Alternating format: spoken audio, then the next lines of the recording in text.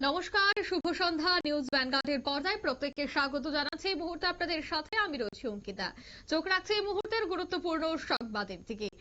কয়েকদিনের মধ্যেই রাজ্য জুড়ে 23শে জানুয়ারি অর্থাৎ সুভাষচন্দ্র বসুর জন্মদিন পালন করা হবে।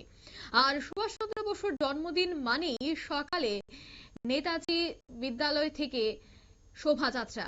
আর সেই শোভাযাত্রা দেখতে রাজধানীর রাজপথে হাজারো মানুষের ভিড়। এই বছর কিন্তু তার কোনো ব্যতিক্রম হবে না। এই বছর 133তম নেতাজি জন্ম জয়ন্তী পালিত হবে আগরতলার ঐতিহ্যবাহী স্কুল নেতাজি সুভাষ বিদ্যানিকেতনে।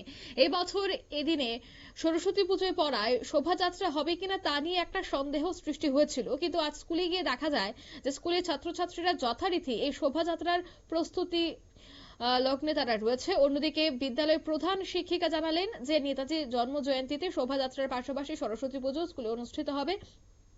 ছাত্রছাত্রীরা শোভাযাত্রা এবং সরস্বতী পুজো দুটিতেই ইচ্ছুক।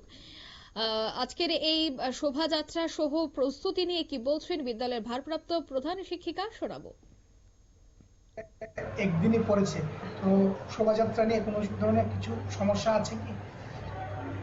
না, এমনিতে জয় হিন্দ। কোনো সমস্যা বলতে ওই রকম কোনো সমস্যা হচ্ছে না।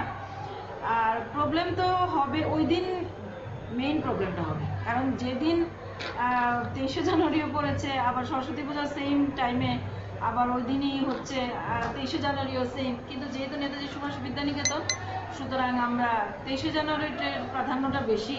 কিন্তু যেহেতু বিদ্যানিকেতন, এখানে সরস্বতী পূজার প্রাধান্য আছে, তো আমরা ঠিক করেছি মানে দুটোই করব, একদম সঠিকভাবে দুটোই হবে।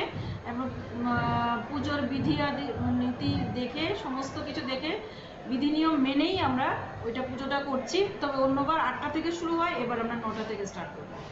আর নর্মালি অন্যান্যবার অঞ্জলি হয়ে যায় প্রায় 10টা সাড়ে 10টার ভেতরে, এবার আমরা অঞ্জলি 2টো পর্যন্ত রেখেছি। কারণ শোভাযাত্রাটা সেমই চলবে, আর শোভাযাত্রা আমাদের সেমই চলবে।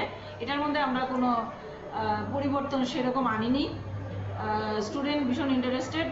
যদিও সরস্বতী পূজা আমরা ভেবেছিলাম তাদের তরফ থেকে আপত্তি আসবে কিনা, তারা প্রসেশন করতে চায়, নেতাজি বার্থডে করতে চায়। এবং এই ক্ষেত্রে আমাদের শিক্ষক শিক্ষিকাদেরও যথেষ্ট উদ্যম আমি লক্ষ্য করেছি।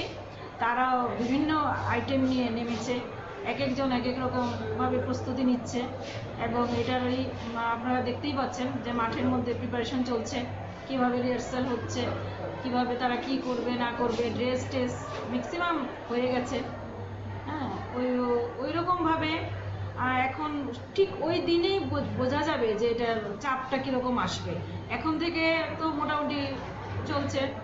আর আমাদের তো নর্মালি ক্যান্ডিডেট যে সমস্ত স্টুডেন্টরা, যেমন মেয়েরা সংখ্যাবাহিনী হয়, আর এদিকে ছোট ক্লাস আর কি, মানে 10টা। আর 12-এর ক্ষেত্রে মেয়েরা হয় ভলেন্টিয়ার, ছেলেরাও হয় ভলেন্টিয়ার। আর 10-এর ছেলেদের ক্ষেত্রে এবার আমরা বলেছি যে তোমরা কিছু সরস্বতী পূজাতে এসে পড়ো। তো ওরাও কিছু কিছু এসেছে, সরস্বতী পূজা 12-এর তারা, ওরাও কেউ কেউ এসেছে। তো আমাদের একটু ঘাটতি ভলেন্টিয়ারের ক্ষেত্রে একটু দেখা দিয়েছে। তো সেটা আমরা কি করে ম্যানেজ করব, তা আমরা ওই নিয়েও কথাবার্তা বলেছি। মোটামুটি ম্যানেজ হয়ে গেছে, এখন প্রস্তুতি চলছে ওই রকমই সবাই করে। আর সত্যি কথা বলতে যেটা আর কি, না বললেই না হয়, আমাদের এক্স স্টুডেন্টেরও তো এখানে ভীষণ ইন্টারেস্ট।